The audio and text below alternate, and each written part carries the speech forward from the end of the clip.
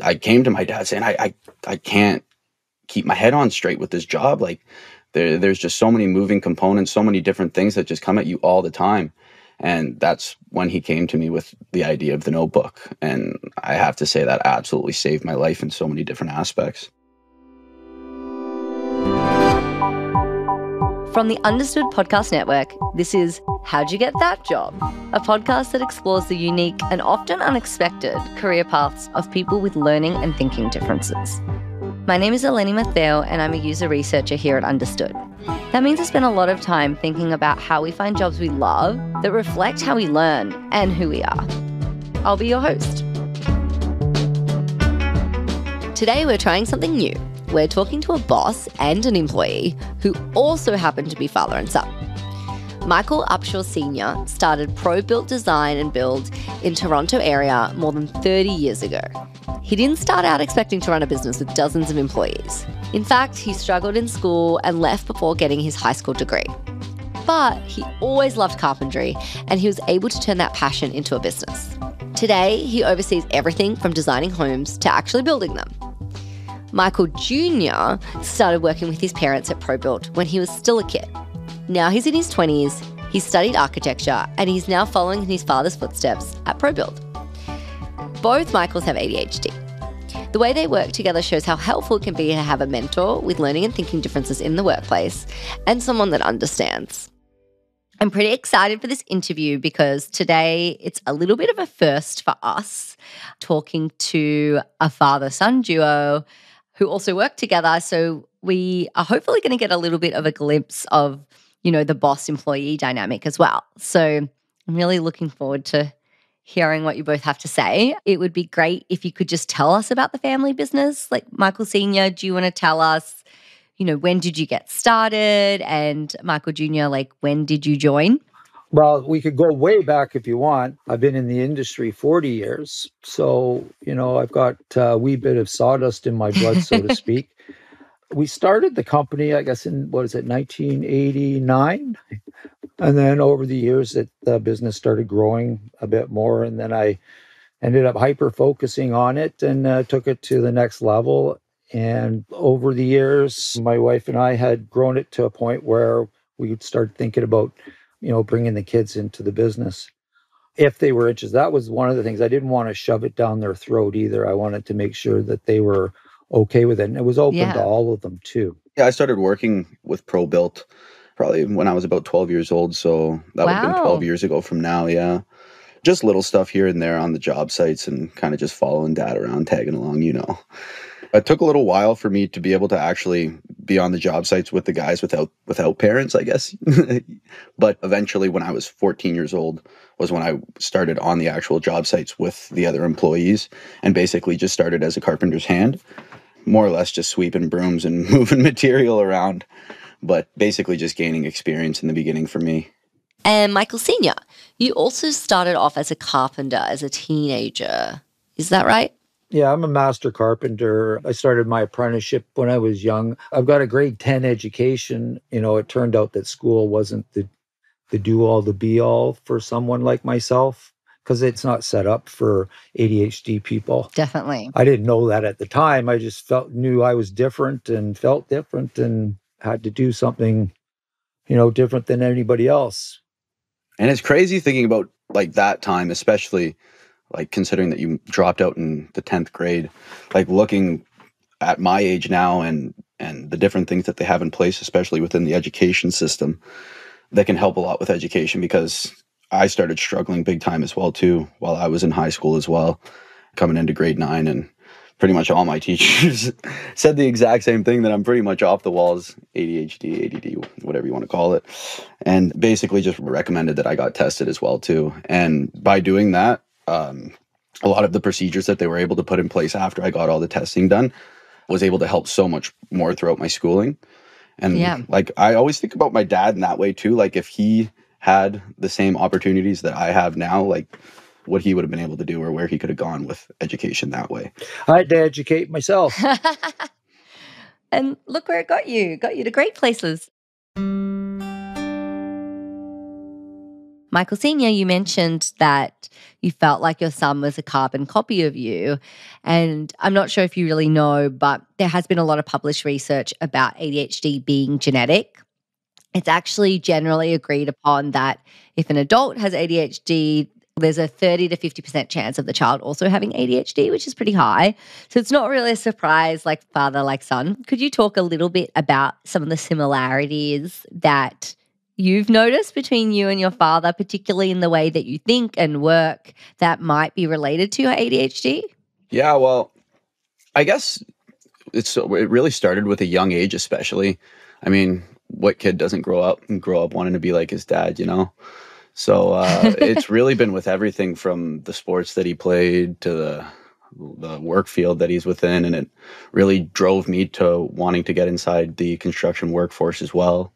It got me super interested into architectural design and art and guitar. But as far as tendencies go and personality wise, I feel like we're both very, I don't know, we're just kind of out there kind of guys. But What do you mean by out there?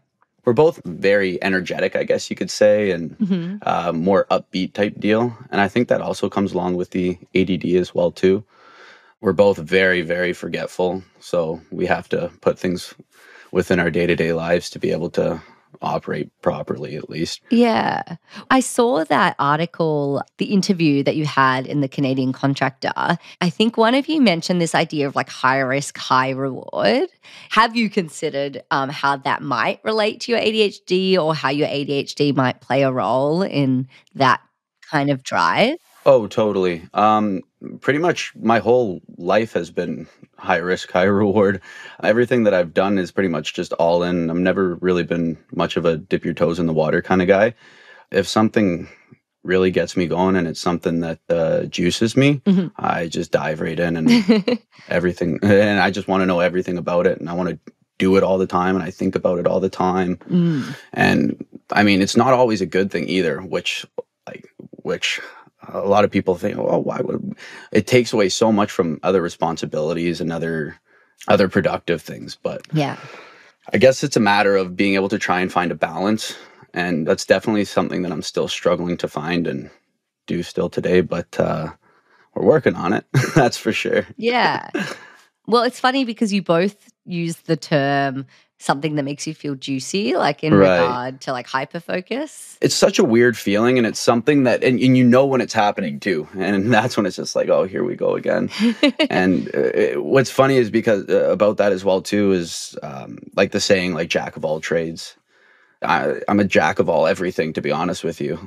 So many different things excite me and leads me to just jumping from one hobby to the next and one project to the next, and just being able to stay on one thing constantly and being able to finish something is certainly a big struggle.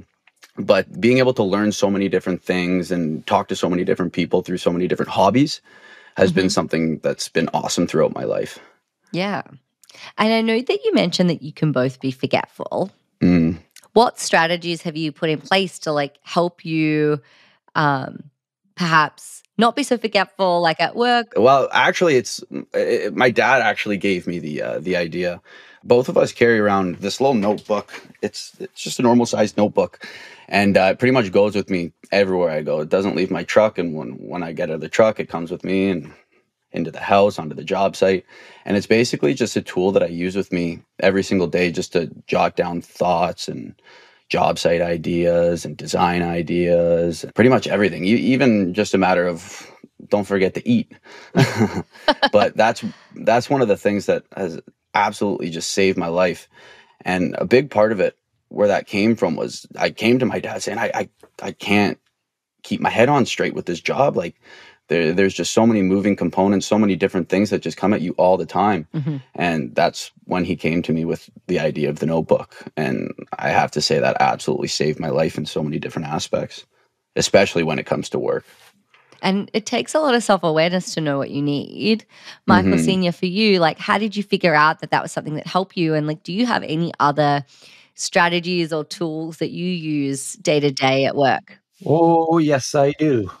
I've got lots of them actually.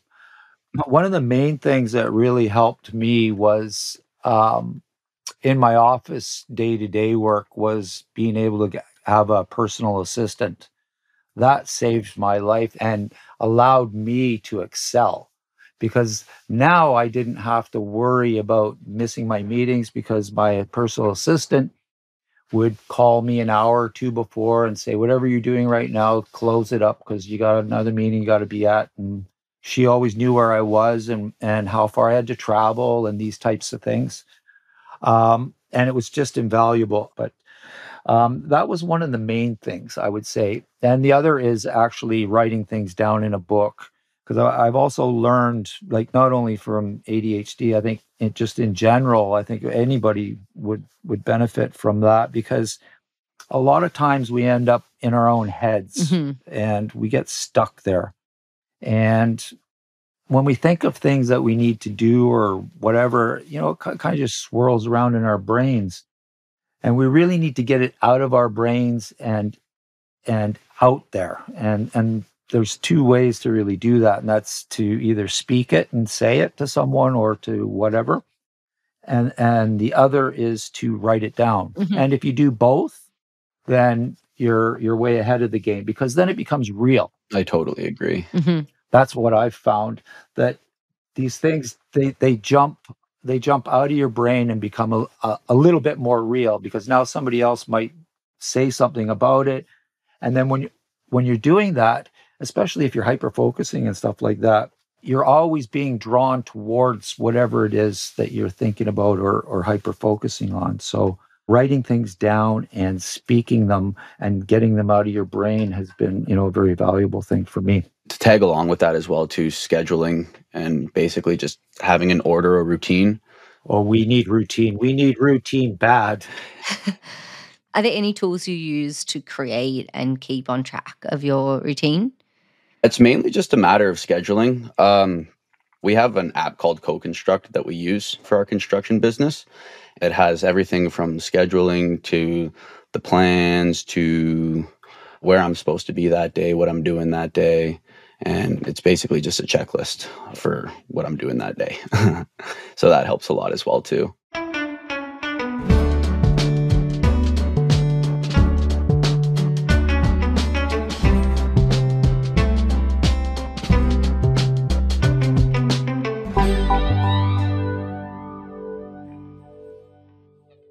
You know, obviously there's a lot of benefits of working with family members who know you and know how you think and work. And, you know, we often talk about disclosure at work, but for you, Michael Jr., that was something that you didn't need to do because obviously your boss already knows you have ADHD. Right. My boss is 10 times worse than I am, and I'm terrible for it.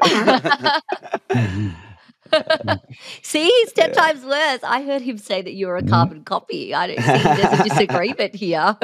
I guess that makes me 10 times worse too. Are there any other benefits that you see of, you know, working with someone that knows you so well and like knows your tendencies so well? I think a big part with my dad especially is just being able to have the guidance in a way, and somebody that's kind of already been there, done that. It makes a lot of my day-to-day problems seem a little bit smaller, because a lot of the time, especially in the construction industry, he's been through that exact problem 5 or 6 times before. Yeah. Being able to have a mentor, just somebody that's similar to you in a way, that's kind of experienced a lot of the things that are very new to you, it can help so much. And even just being able to just bounce things back and forth and get advice here and there. Like even just today, him and I had a 20-minute conversation just about building stairs. And it's just really nice to be able to just bounce something off of somebody, and it really helps to clear my head as well too. And I'm really happy that it's my dad that is the person that's that for me. Oh, that's really sweet. I love working with my parents, because I look at it in a way where it's like, I look at some people my age, and like some of them only talk to their parents like 2-3 times a month, like a year sometimes. Some people don't even talk to I get to talk to my parents every day, and they're very helpful, and they're helping me build my career pretty well as well too. So it's awesome. Well, the way I look at it, Michael, is I look at your age, and I think about where I was. Man, oh man, kid, you're way, way, way ahead of me. Thanks. You're like, and the stuff you know it's awesome. Thank you. I think your career is going to really, really, really take off big time in the next, within the next 5 to 10 years. Thanks. Just from the business knowledge that you've learned, I think that's been a real benefit. So I wanted to go back to the beginning of the conversation. I know, Michael Senior, you talked about originally you're trained as a carpenter. In Australia, we say a chippy. You're a chippy. Michael Junior, we actually didn't really talk about what your background is, what you studied. But I know that you've been working with your dad since you were 12, and obviously you had a keen interest for, being part of the family business. But I would love to hear why you think that you're really suited to the building and construction industry and design, and just talk a little bit about that. Yeah, sure thing. Well, ever since I was young, I've always been very, very hands-on. The way that I first started working was I used to just go through the neighborhood and mow neighbors' lawns here and there.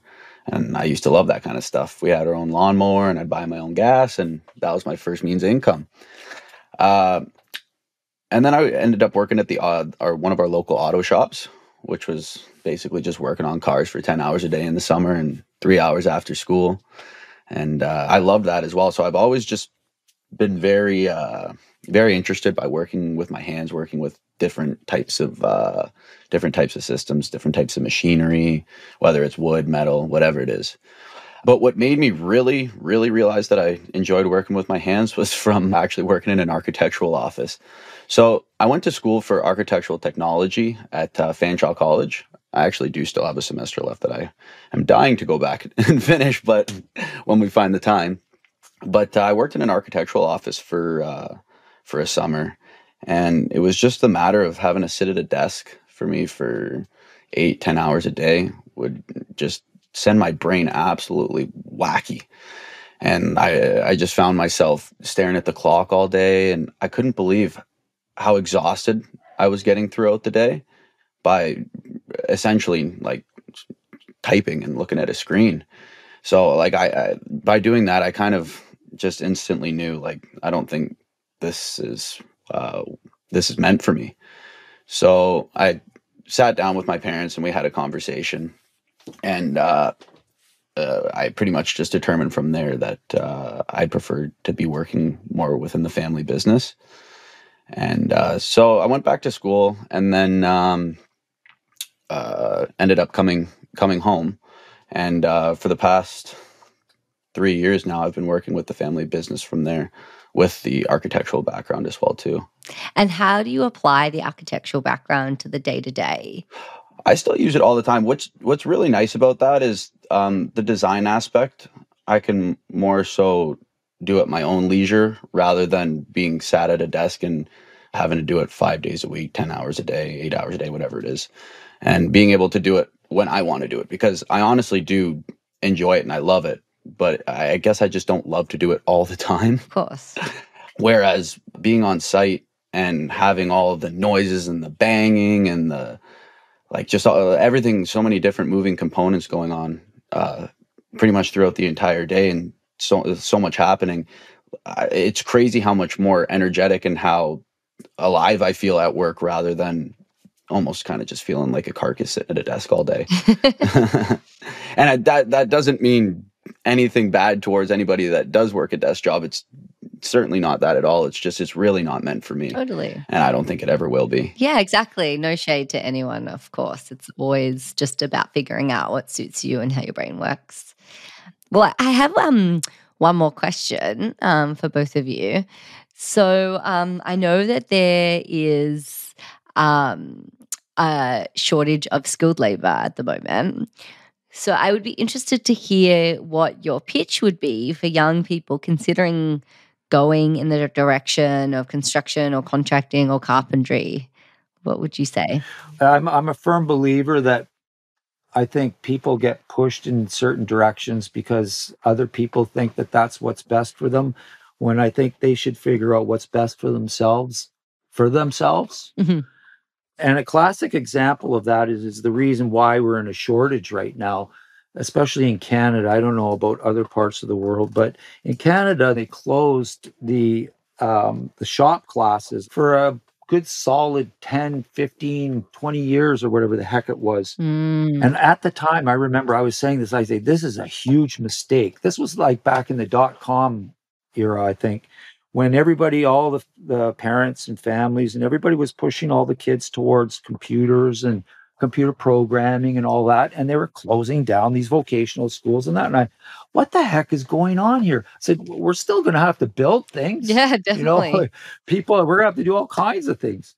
Anyways, that's actually led us to this huge problem right now, where we've got a big shortage in skilled labor.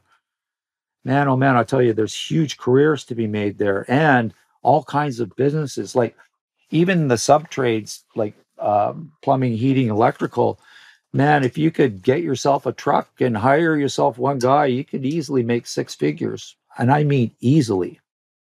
And that could be and it can be very rewarding career also. Because I'll tell you, we need good ones. We need people that are out there running their businesses properly, and there's not enough right now at all. It's a problem. So I would recommend get in if you can. Well, thank you both. It was really great to hear from both of you. Thank you very much. And thanks for being so pleasant. That was great. You've been listening to How'd You Get That Job from the Understood Podcast Network. This show is for you, so we want to make sure you're getting what you need. Email us at thatjob@understood.org with your thoughts about the show. Or maybe you'd like to tell us how you got that job. I'd love to hear from you.